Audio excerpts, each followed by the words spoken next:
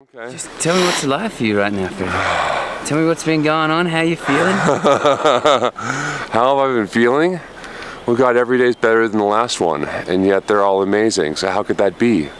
I mean, what's it like to be at the foot of these gigantic freaking mountains every single day? We've been following the same mountains now for 5 days. We've been slowly making our way from further away, slowly closer and closer, and curving around at the same time. And now we're dropping down back into the jungle.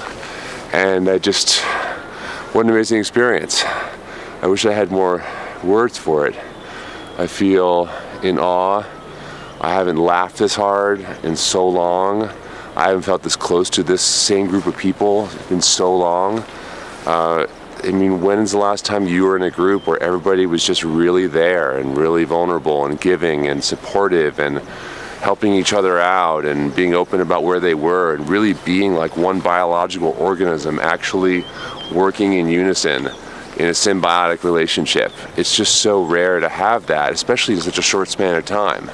And that's certainly a testament in many ways to the people that Selena draws to her.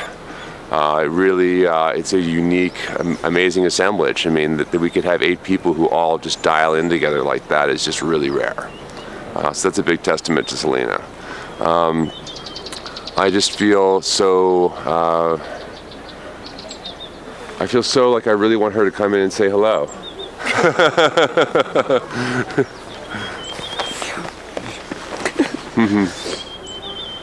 How are you feeling right now, Selena, about this whole thing? Amazing. I'm out of breath. I just ran up the stairs. The air's kind of thin up here. It is. I think that one of my favorite things about this is that all these retreats, and I love retreats. I love going on holidays where you get to be in a cozy bubble and be well cared for and eat like the very best food and just like be in the lap of luxury. I think that's so powerful and potent. But this, like, the thing that people need the most is to get cozy with what Pema Chodron calls groundlessness and being liberated and free and home in yourself, no matter your circumstances, no matter where you are, and to not always be looking for that stability and the savior and the babysitter. And out here in those mountains, this wild, there's no babysitter. Yeah. And you are 100% intimately in the groundlessness and pushed to your mental and emotional and physical edges in a way that's safe, like we're safe, but you're pushed. And you get to get real cozy with that. Like nestle up next to it, look it in the eye, and get intimate with it. And that's where so much of our most profound healing happens. And then you get to do that in Holy Communion with people. Right, and yeah, you push all your edges, especially during the daytime as you're going from one place to the other. As you're getting up randomly at 3:30 in the morning to hike up a hill to watch a sunrise. There's so many opportunities where you're really pushed like to your physical maximum, to your mental abilities, everything. And then to wrap that all into actually coming in from place to like a secure, gorgeous place to stay, like with amazing views and amazing people and culture and great food and just the company of all the people that you're with. Yeah. It's really special. Yeah. And just to come back to that bubble thing, that bubble's amazing, but when you leave the bubble, I see it in my yoga teacher trainings, we have re-entry period, like where we help people go through re-entry. And when you leave a retreat like that, it can sometimes be hard to translate it back to your life. But here, we're like in life every day. We're not in a bubble. We're doing hard things. And as Megan keeps telling us, we can do hard things. And that's so potent and so powerful to learn to trust yourself like that and to trust that you're held by the universe, God, whatever you want to call it, you're held and you're okay and you can do hard things. And I think everyone leaving here will have a new profound sense of that understanding of I can do hard things. Yes. And that's way cool. Yeah. I'll also just really add in that this is not just like you're hiking in the mountains for a week or two.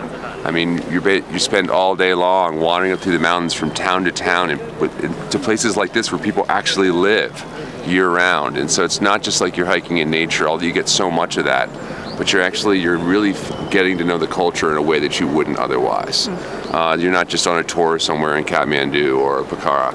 Pokhara, excuse me. I'll never get it right the first time. But yeah, I mean, you're literally wandering through these little villages. You're climbing, I mean, how many stairs up steep hillsides and then down other ones and crossing rivers, and you're always surrounded by the awe of these gigantic mountains, which, kind of like you were talking about with the bubble versus not, are inspiring and imaginative and evoke so many amazing things. Yeah. But they're not warm and fuzzy. No. They're not that forgiving. No. And you really need to learn to both rely on yourself and the other people in the group with you as a team to really enjoy the experience. Yeah, because we're learning interdependency, right? Like codependency, we all know what that is. I won't go there. It's not healthy. But here, and independence isn't healthy because we need one another. It's built into our DNA. There's literally genes that require love. We're built for love. And in this environment, you learn interdependency, of holding one another up, but at the same time holding yourself up. And also, in our sterilized Western world, we don't even like to see bananas that are bruised at the grocery store. Everything is clean for us and perfect. And here you experience the fragility of life. And there's vibrancy in that, and there's potency and depth in that, and gives you a new appreciation for the heart-swelling reality of life when you're faced with the fragility.